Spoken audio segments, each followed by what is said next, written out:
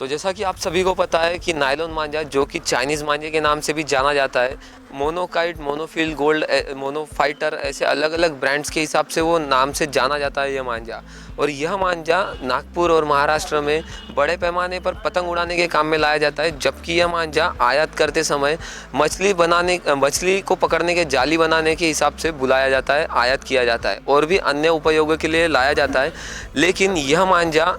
आयात जो कंपनी करती है उनके द्वारा जो पतंग उड़ाते हैं उन्हें बेच दिया जाता है, उनके डिस्ट्रीब्यूटर्स को बेच दिया जाता है, जिस वजह से नागपुर और महाराष्ट्र भर में बहुत ज़्यादा जिस वजह से दुर्घटनाएं होती है और काफ़ी मामलों में देखा गया कि दुर्घटनाग्रस्त लोगों की मौत भी हो चुकी है। तो इसी विषय में भारत माता संगठन के अध्यक्ष रवि रेड्डीवार जी कलेक्टर ऑफिस में ज्ञापन सौंपने आए हैं। आइए जानते हैं रवि रेड्डीवार जी की इस पर क्या प्रतिक्रिया है, इस विषय पर उनके क्या विचार हैं।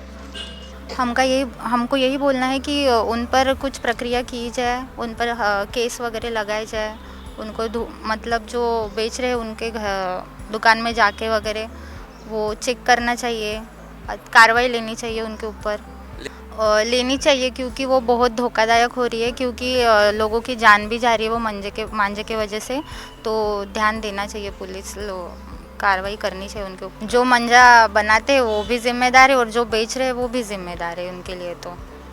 वो सब बंद होना चाहिए एक्चुअल में तो नायलॉन मांझा, क्योंकि अभी फ़िलहाल में तो एक का पैर भी कट गया है, उसकी वजह से तो वो तो बंद करना ही चाहिए। हाँ, दौड़ने के वजह से बच्चों को भी नुकसान हो रहा है ना मांझे की वजह से। एक्चुअली मांझे के विरोध में तो हमने जूनी शुक्रवारी में भी आंदोलन किया है सिमले जी के माध्यम से, परंतु अभी एक 3 दिन पहले कोराड़ी से आ रहे जो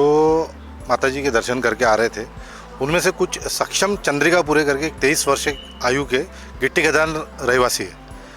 उनके पैर में मांझा फंस गया। मांझा फंसने से उनकी इतनी बड़ी इंजरी हुई कि आप और मैं वो वीडियो तक नहीं देख सकते हॉस्पिटल में। उनको इंदिरा गांधी मेडिकल कॉलेज में एडमिट किया गया और वहीं पे स्टिचेस लगाए गए। मेरा प्रशासन और प्रशासन से ये निवेदन है कि ये मांझा जहाँ कहीं पर भी दिखता है, किसी के घर से पतंग उड़ते हुए भी दिखती है, तो मेरा पुलिस प्रशासन से निवेदन है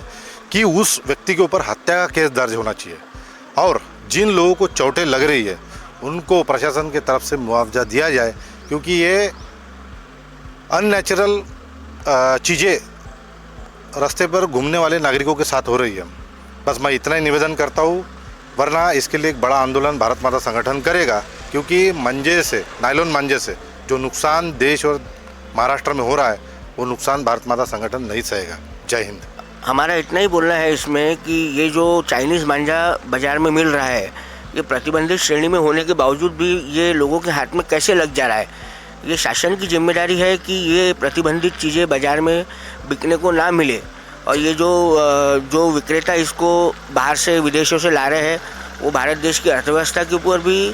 एक प्रश्न चिन्ह है। भारत की अर्थव्यवस्था को भी उससे नुकसान हो रहा है, और उसके अलावा जो आम नागरिक जनता जो रास्ते पे चलती है और ये पतंग उड़ाने के शौकीन लोग हैं,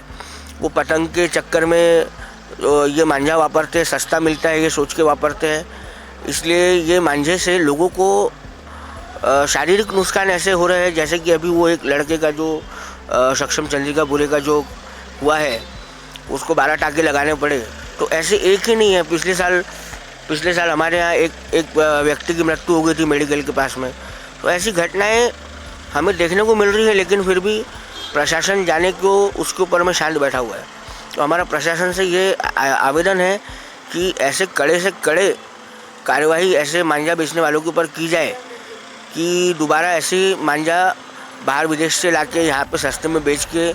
और समस्या उत्पन्न करने की उनकी हिम्मत ना हो। यही तो हम शासन से पूछना चाह रहे हैं कि जब कस्टम के थ्रू मांझा आता है, विदेशों से आता है, और आपको पता है कि ये मांझा इस काम के लिए उपयोग होता है कि लोग इससे पतंग उड़ाते हैं, तो वो पतंग उड़ाने की उपयोग में उसको ना लाते हुए वो जिस उपयोग से आ रहा है उस उपयोग को भी एक बार जाना जाए, और वो लाना जरूरी ही है क्या, अगर उसका कोई अल्टरनेटिव नहीं है क्या दुनिया में। इस विषय में थोड़ी सी सरकार को सोचनी चाहिए कि ये मांझा जो जिस काम से आ रहा है उसका उपयोग ना होते हुए उसका दुरुपयोग हो रहा है। यही बात आपकी एकदम सही है कि ये कुछ और पर्पस से मांझा बुलाया जाता है, ये धागा जो है कुछ और पर्पस से बुलाया जाता है, लेकिन बाद में इस धागे को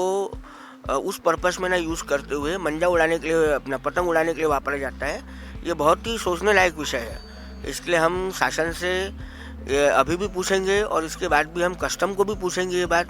कि ऐसी कौन सी कंपनियां हैं जो इन मंजों को, इन धागों को जो है इंपोर्ट करती है, और वो इंपोर्ट करने के बाद में उनके ऊपर ऐसे कुछ सख्त नियम क्यों नहीं लगाए जाते कि वो जिस पर्पस से वो धागे को बुला रहे हैं उसी पर्पस में यूज़ करें और इसको बाज़ार में ऐसा खुला ना छोड़े, क्योंकि ये हानिकारक वस्तु है।